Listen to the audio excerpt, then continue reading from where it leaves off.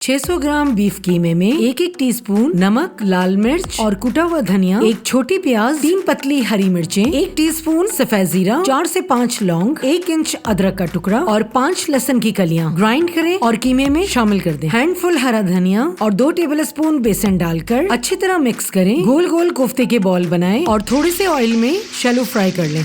हल्की आंच पे पैन में हाफ कप देसी घी, आधा कप पानी, 1 टीस्पून नमक, लाल मिर्च पाउडर और पिसा हुआ धनिया, 1.5 टेबलस्पून अदरक लहसुन paste, 5 tablespoon tomato paste, 1 cup grind किया हुआ फ्राई प्याज और हाफ कप दही डालकर तेज आंच पे मसाले की भुनाई कर लें। 1 कप मिल्क, फ्राई किए हुए कोफ्ते, नमक पानी में उबला हुआ आलू और 10-12 मोटी पतली हरी मिर्चें डालकर 10 मिनट हल्की आंच पे पकने दें।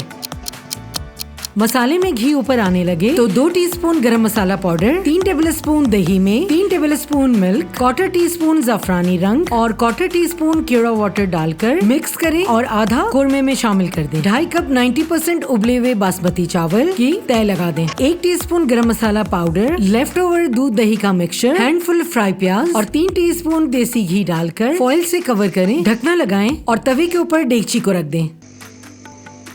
5 मिनट तेज आंच पर और फिर 15 मिनट हल्की आंच पे पकने दें और हमारा बहुत ही मजेदार कराची की मशहूर कोफ्ता बिरयानी बिल्कुल तैयार। मजेदार बिरयानी को प्लेट से डिश आउट करें। कोफ्तों की खूबसूरती बढ़ाने के लिए इन पर चांदी का वर्क भी लगा सकते हैं। मजेदार बिरयानी को सैलेड के साथ सर्व करें।